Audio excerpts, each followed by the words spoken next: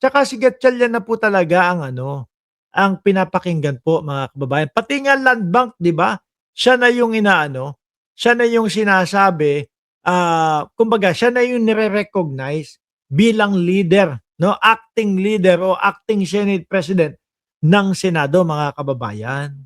Oh, 'di po ba? Ngayon eto pong si, ano pangalan niyan, si Alan Peter Cayetano, alaws na po 'yan. Malabo na po 'yan, mga bossing. Sirang-sira na po sa mamamayang Pilipino. Biruin mo naman simula siya nung naupo siya bilang Senate President, may ganda po bang ginawa sa loob ng Senado? 'Di ho ba wala, mga kababayan? 'Di po ba barilan lang, putukan lang po, mga bossing? Oh, patakas kay Bato de la Rosa, 'yun lang ho, mga kababayan, yung ginawa ni, Alan Peter Cayetano.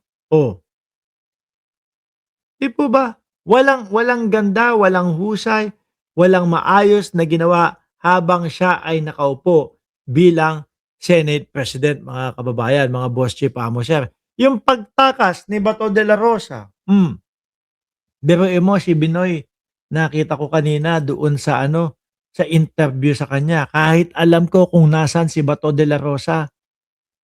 Kahit alam ko kung nasaan si Senator Bato de la Rosa, although hindi niya direkta na pinangalanan, pero kahit alam ko na, kung nasaan si Bato de la Rosa, hindi ko sasabihin sa'yo, biruin niyo po 'yun, 'di po ba?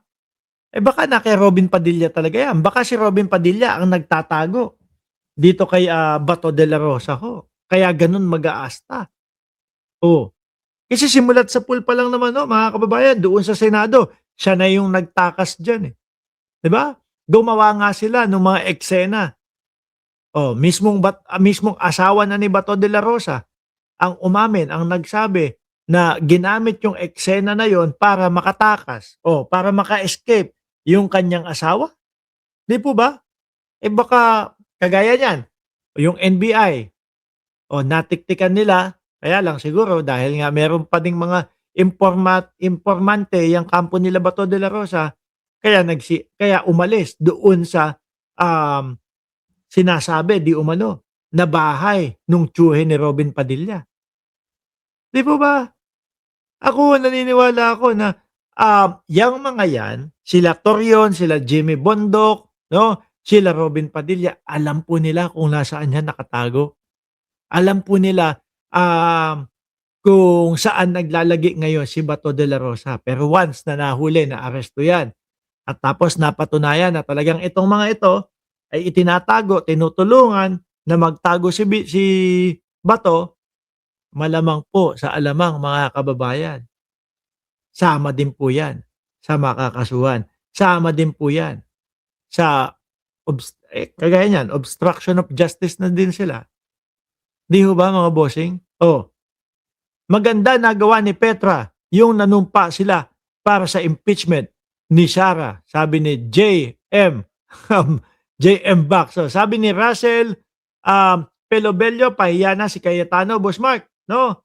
Ang tseke ng mga empleyado, pinirmahan ni Sherwin Gatchalian para tinanggap. Oh, kumbaga land bank na talaga. Siya na yung kinikilala ho talaga, mga bossing, 'di ba?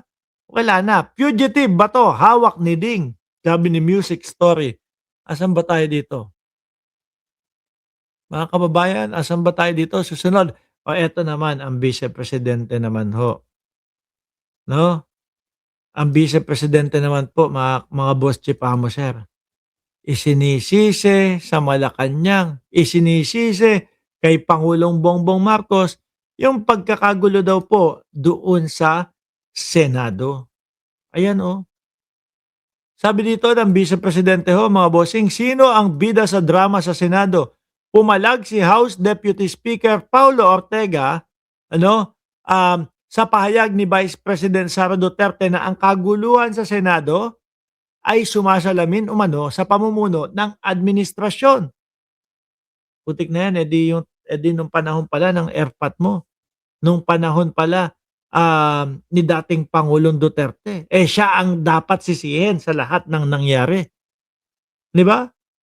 Siya ang dapat, ano tawag dun, singilin sa lahat ng mga nangyaring